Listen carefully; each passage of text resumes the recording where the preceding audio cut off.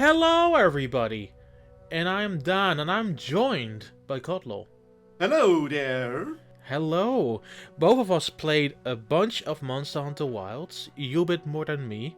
Yeah, Monster Hunter Wilds. It's a good one, isn't it? Definitely, it is a completely different experience from the last two games. I will say, I really enjoyed Wild and Rise. I think this takes it to a completely other level, and I think for me, like, the place to start, really. And I said similar things when I played through the demo at Gamescom, but now, in a bigger context with the actual game, you get a better idea of what this game is actually like.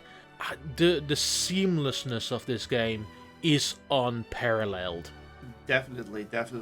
You can just go out in the world, and the world changes depending on the weather, and there's so much cool aspects about it. Like, you just go out there, do things, and you don't even have to return to your base camp. You can just talk to the quest NPC that's following you, which is your handler, and she's like, here are the quests, go ahead, start. Or if you don't feel like it, just hunt that monster, and the quest will start automatically. Yeah.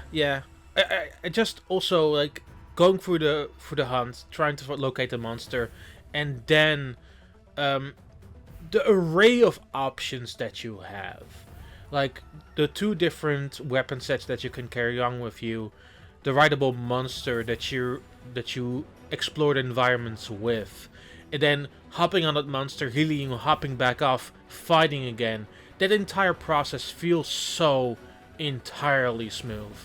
I also like that the Seikret can automatically track monsters to a degree, so you can literally focus on gathering materials with your, I forgot the weapon's name for a moment, but your hand crossbow. And Yes. yeah, the switching weapons really useful. And also, I like the fact that you can also draw your weapon and do a little bit of attacking from your Seikret. The Sekrets are the rival monsters, and I will say they are so crucial to what makes Monster Hunter Wilds, because like previous games toyed around with a new element or new mechanics. I liked the bugs in Rise a ton. I thought they added so much versatility to this game, and Secret builds on that, but a completely different way, because you feel more like you are more grounded in a bunch of ways, and both that's a step forwards, and sometimes it just feels slightly like a step backwards, but for the majority, I feel like it's a massive net positive. I agree with that too. And it's not like they got completely rid of the wirebox system, because there are certain bugs you can also just shoot to and you'll just do the whole wirebug thing. And there's some arenas where you have to do it to avoid certain things. Yeah, I mean they didn't get rid of it entirely, but it feels like the key components of that in Rise I do miss a little bit. But it's also a completely entirely different beast, and it's also completely different types of environments that this game wants to be. Definitely. The opening section of that game is spectacular. It is very cinematic and it's well done. Also, speaking of cinematic, the most cinematic story they've ever put into a Monster Hunter game. Definitely. They went with a completely new direction with this story. Especially with the hunter, because they have a voice now, and instead of grunting, nodding, they actually think they have complete Right, dialogues, yeah. and they actually have a personality. Like, yes, this is definitely a hunter. You feel like it. The character is, an actual hunter. It's not just, yes, I am the silent protagonist. No, they are a vocal protagonist. They talk, they have insights, and they interact with the characters. No, I feel like you're actually part of a living world instead of being an observer, which was sort of my main gripe with the previous Monster Hunter games. Like, all of these characters are really cool. Like, I love the set of characters in Wilds and in Rise. No, Wilds and Rise. But I also feel you were only partially there. Yeah, now you actually talk with the people. You actually have some little bit of banter with them sometimes. Like, your character is actually there in the world, putting his or her thoughts out. Yeah, and I think that part of it is just really impressive. So, for me, it's also like, it's better to see things in context in general, but the cast, you kind of see them in trailers. They're actually very entertaining, and the big plot point around, like, the main story, which you first play through the game there before you go into the really meaty stuff. Oh yeah, definitely. It's good. Like, the main plot point is surprising. I don't necessarily think it's unwarranted, though. Like, they really make sure that they have all their deck of cards in order. Yeah, you just go for the story, it's a blast. That's all I'm saying. It feels more fully realized than previous Monster Hunter games, for sure. The gameplay. One thing of contention that I think I need to mention, I didn't love focus mode. No, I will be honest. If you're gonna be using a melee weapon, focus mode is not the way to go. I have played both a ranged weapon, the bow to be exact, and a charge blade, and I'll be honest. Yes. Charge blade focus mode, it just throws you off constantly. You're not doing much with that.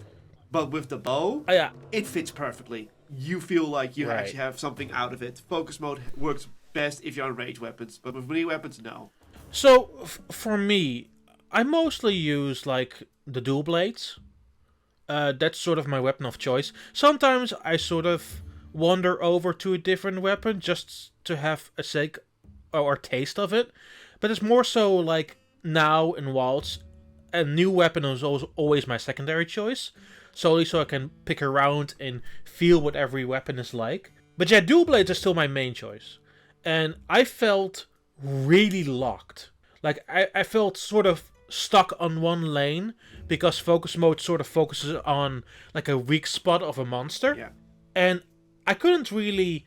I felt, and maybe you felt the same, I felt I could not dodge all too well. With the charge blades, I do agree with that. I also, with the bow, yes, the dodging felt a little bit heavier, like from previous games, like you barely do anything. But considering all the changes they did with the bow, eventually dodging became very easy for me because the bow has a specific last second dodge that you dodge further away and you get your stamina back. So high risk, high reward. Right. So I do think the opposite side of it, to sort of bring it back to the positive, I think the focus strike is actually, like, really cool. Yeah. Like it deals such incredible amount of damage and creates this wound, which the monster sort of scares away from you, and you sort of have to chase it more. It becomes like a proper hunt in that specific way. And it does feel like a very interactive component once you get to the meat and potatoes of the focus strike. Ultimately, I do think because of the attacks that it uses and the clashes, it is a net positive, but I'm not fully in love with it. And that's sort of my conclusion that I came to, is that there's positive sides to it and negative sides. I slightly lean a bit more to the positive, even though I started with the negative. But the negative starts sort of really weighs on me, and sometimes I just feel like I should be getting more of a reward for using this. I didn't have that much problem with myself being the bow user of the player base because, well, I simply found a method that's like, just shoot them and wait for a wound to appear, focus mode, break only one wound, and use your focus shot to shoot someone else to inflict a new wound, and keep chaining that, so you're basically comboing wounds and focus shots, and the monster can just get shot. They can't do anything. I feel that 100%. I feel that there's a subset of players that will absolutely enjoy it, like yourself with using more ranged weapons. But for me, who really prefers staying close to a monster, I felt there were some pretty negative downsides to it. Yeah, because as I said, I used the charge blade. Sometimes I want to do a focus strike, but then I accidentally hit the wound and I destroy it already, and I'm like, oh, well, I guess I'm not focus striking this time. But yeah, weapon play is honestly as good as you remember it being. There are some new attacks thrown in. Definitely. I feel like once I go into my, what you call it, the rage mode? Yeah, the demon mode. The demon mode, I do feel like I'm getting so much value out of my dual blade system and just keep slashing away. And then you can also, like, use your secondary weapon as to add look more options during the fight. Yeah. That it becomes like such an intriguing back and forth between you and the monster that I just feel completely involved with the entire Yes, way. if you want to be more adaptive, you can also just bring two of the same weapons up, but one is just a fire element and the other is a water element because you know they can switch between elements Yeah. or that kind of thing. No, 100%. I completely when you mentioned it, I completely forgot that like the elemental play in this game is so incredibly Yep. important. Because certain monsters really behave better on under certain circumstances. It also helps sort of the locale you're in to sort of realize what is best in this scenario. But yeah, 100%. It feels like a very integrated part of the gameplay now, which in other previously this wasn't really the case. Especially if you have to hunt multiple monsters in one hunt and they all have different elemental strengths and weaknesses, and you're like, well, I have to probably gear up against the strongest monster, and every time you have to go back to camp to switch things out. And by already changing your weapons mid hunt, already mitigates that. And in case they meet each other in the middle of the hunt and one scares the other one away, you can already start beating on the other one because you can change weapons on the fly. Right, yeah. And speaking of that, there's also so many like little elements like with the environmental changes across the game, with the flora and fauna that you use to your advantage. There's so much little pieces of the puzzle that need to make you aware of your environment and how you're using it. It's such a well realized mechanic. It's such a well realized game in Yeah, general. definitely. I had that also during one of my hunts where it was a desert area, the desert's in the way, and I just couldn't line up my shots properly because we were constantly going up and down large dunes. I'm like, I want to shoot him. I can't shoot him. The monster tries to shoot me, hits the dune instead. It was just basically a, shooting gallery towards each other. Like, I peek out, I try to shoot him, I miss. They peek out and try to shoot me, and they miss. Another element is that they've added like pop-up Yes. camps that you can place on Definitely. the map, and then just manage your items and equipment on the go. And it just helps as like a fast travel point. And if you faint, you go back there. It's once again, it's playing to your strengths, knowing when you need to fold a little bit because it does cost a little bit of money, and like playing your cards right. There's a lot of elements or features in this game that is basically act as more of a fail-safe in case the worst things come to pass. Yeah. And also speaking of the pop-up camps, during my hunts, basically I was Right. told, hey, one of your pop-up camps is about to be attacked by a monster. You should go stop that. And I'm like, I'm busy here. And then Oh, man. 1 minute later, it said, oh, it was destroyed. And I'm like, Yeah, once again, it adds so much to the interactivity, because you feel like with the seamless environments, you feel like it's more of a living world, and them attacking the camps makes just it- total sense. It feels so simple, but it makes total sense to add more dynamic to the game map. and when you set up a pop-up camp, you get a prompt to say how dangerous it is and that it could be destroyed. So now you have to decide, do you want to put up a set of pop-up camp to make the hunt faster? Or are you going to go further away? But it can also be destroyed, so you have to think, and I really, really appreciate that kind of stuff. It just makes you think. Yes. I also appreciate that this game tries to keep the downtime as low as possible. Just keep going, keep hunting, keep doing things to make the hunts faster, make the hunts shorter. It's just not trying to waste your time at all, and I really love that. Right. Like, I cannot say enough good stuff about Seikret. I think, honestly, in my opinion, it's the best new element of this game. You can call them over, jump on their back, move out of sight, heal yourself, jump back into the fight, maybe even do an attack from the Seikret, and just keep going. And there's a smoothness to that that is so underrated. Yeah, I agree with that too. You can utilize the Sacred in so many ways, and well, unlike the last game, Rise, the dog, the Palamute, they're Yes. always with you. Like, it doesn't matter. You don't have to choose between either having a Palico and a Palamute. You just have both. The Sacred's always there. So it already Yeah. makes a decision. You don't have to decide that anymore, which I really appreciate. I'm trying to think if they add anything new to the Palico, but I don't the only think thing they so. added is voice actors to the Palico, and giving the Palico even more of a personality and voice to the world. That's fair. I guess so. That's fair. The Palico also still gives hints, and you even in the story you talk with your Palico. They gave them also more personality. That's sort of my overall feeling with this game, right? Is like, with all the improvements they've made in the last 3 generations, it's hard for me to feel where they can go afterwards, because it just feels like the most realized game they've made. From what I can tell, if they're gonna do something, they're gonna have to take the Rise approach and put it in an entire unique system just for that game again, for the next game again. That's all they can do at this point. Yeah, that is frankly very fair. Not fully a fan of focus mode. And maybe they need to make some change to focus mode in the next game if they do that.